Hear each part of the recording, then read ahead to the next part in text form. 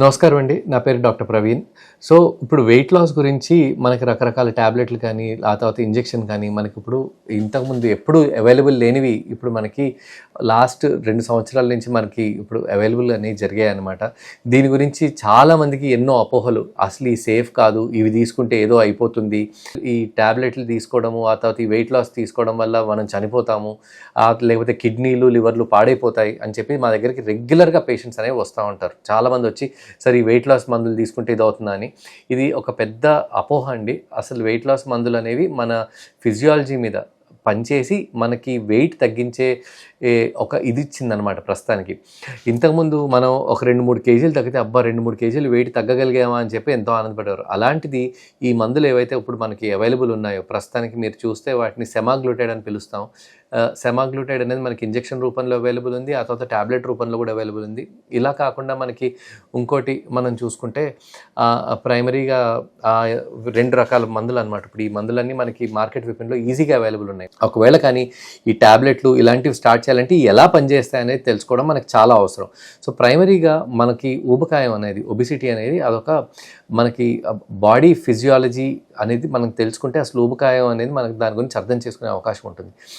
ఈ ఊబకాయం అనేది రకరకాల హార్మోన్స్ ఇంటర్ప్లే వల్లనే జరుగుతూ ఉంటుంది. అందరూ ఊబకాయం వచ్చింది అంటే ఆటోమేటిక్గా అరే వీడు లేజీ, వీడు ఎక్సర్సైజ్ చేయట్లేదు, వీడు ఫుడ్ తింటున్నాడు, వీడికి ఈ ప్రాబ్లం ఆ ప్రాబ్లం. కానీ దీన్ని అందరూ మనం రికగ్నైజ్ చేయాల్సింది ఏంటి అంటే ఊబకాయం అనేది ప్రైమరీగా మనకి ఆకలి ఎక్కువ అవడం, మనం ఆకలి మీద కంట్రోల్ లేకుండా ఇష్టం వచ్చినట్టు తినేయడం వల్ల మనకి బ్రెయిన్ లోపల డోపమిన్ అనేది ప్రొడ్యూస్ కావడం, దానివల్ల మనకి మంచిగా అనిపించి ఇంకా ఎక్కువ తింటూ ఉండడం. సో మనకి ఎమోషన్స్ వల్ల అయి ఉండొచ్చు, లేకపోతే కొంతమందికి గ్రెలిన్ ప్రొడక్షన్ ఎక్కువ అవ్వడం వల్ల అయి ఉండొచ్చు, లేకపోతే ఈ GLP-1 అనేది తక్కువ ప్రొడ్యూస్ అవ్వడం వల్ల కూడా అయి ఉండొచ్చు. సో రకరకాల ప్రాబ్లమ్స్ వల్ల ఈ ఊబకాయం అనేది వస్తూ ఉంటుంది అనమాట. ఊబకాయం అనేది కేవలం ఇది లేజీగా ఉండడం వల్ల అనేది కాదు, మన బాడీ అనేది దానికి అలవాటు పడిపోయి, ఈ రకమైన ఫుడ్కి అలవాటు పడిపోయి దాని నుంచి ఆ చక్రం నుంచి బయటికి రావడం కష్టపడడం వల్ల ఈ ఊబకాయం అనేది మనకి వచ్చేస్తుంది.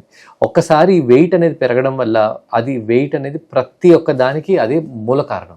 అంటే ఈరోజు క్యాన్సర్ రావడానికి అనుకోండి, లేదంటే మనకి డయాబెటీస్ రావడానికి అనుకోండి, లేకపోతే హార్ట్ ప్రాబ్లం రావడానికి అనుకోండి, లేకపోతే హైపర్ టెన్షన్ అంటే హై బీపీ లెవెల్స్, ప్రతి ఒక్క దానికి ఊబకాయం అనేది మూల కారణం. ఈ ఊబకాయాన్ని కనుక మనం తగ్గించగలిగితే ఆటోమేటిక్గా మనకి ఈ ప్రాబ్లమ్స్ అనేవి అన్నీ తగ్గుతాయి.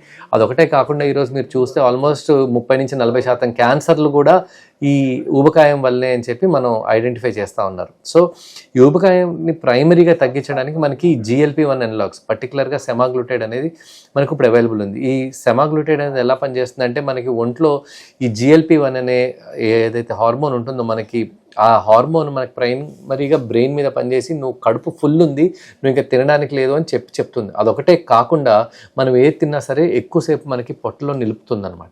అదొకటే కాకుండా మనకి ఇన్సులిన్ ప్రొడక్షన్ కూడా పెంచుతుంది ఒంట్లో. ఇట్లా రకరకాల యాక్షన్స్ అనేవి ఉన్నాయి. ఇంకొకటి most important, anti inflammatory effects కూడా ఈ GLP-1కి ఎక్కువ. ఆ రకంగా ఈ కొత్త మెడిసిన్స్ అనేవి పనిచేస్తూ ఉన్నాయి. పర్టికులర్గా మీరు చూస్తే ఇప్పుడు మాంజారో అని అందరూ చాలామంది మాట్లాడుతూ ఉంటారు.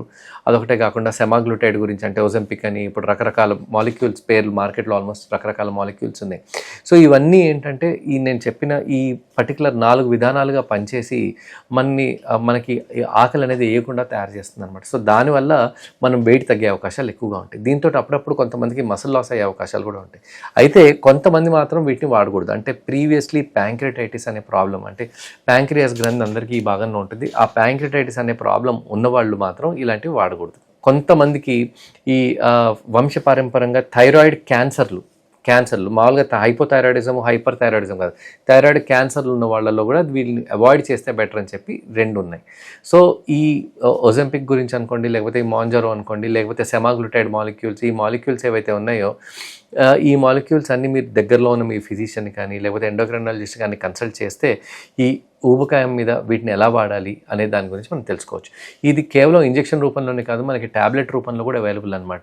ఈ ట్యాబ్లెట్ రూపంలో అంటే మనం ఇది ప్రతిరోజు వేసుకోవాలి. ప్రతిరోజు ఉదయం పూట లేవగానే మొదటి ఈ ట్యాబ్లెట్ వేసుకున్న 45 నిమిషాల తర్వాత మనం మిగతా ట్యాబ్లెట్లు అనేవి తీసుకోవాల్సి ఉంటుందన్నమాట.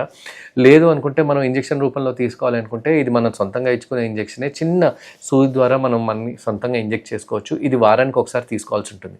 కానీ ఏదన్నా ఇలాంటివి మనం మొదలుపెట్టినప్పుడు మినిమం సంవత్సరం పాటు వాడితే తప్పించి మనకి ఊబకాయం అనేది తగ్గుతుందా లేదా అని తెలుస్తుంది. ఇదేంటంటే మనం చిన్న డోస్ నుంచి మొదలు పెట్టుకొని డోస్ పెంచుకుంటూ మనం పైకి తీసుకెళ్తాం అనమాట. సో మీరు ఊబకాయంతో బాధపడుతున్నారు అనిపిస్తే ఖచ్చితంగా ఈ మాలిక్యూల్స్ గురించి మీరు తెలుసుకోవాలి అనుకుంటే మీరు నన్ను కానీ లేకపోతే మీకు దగ్గరలో ఉన్న ఫిజిషియన్ని కానీ ఎండోక్రైనాలజిస్ట్ కానీ కన్సల్ట్ చేసి మీరు స్టార్ట్ చేయొచ్చా, చేసే ముందు ఎలాంటి టెస్టులు చేసుకోవాలి ఏంటి అనేది తెలుసుకొని ఇవన్నీ మొదలు పెట్టచ్చు.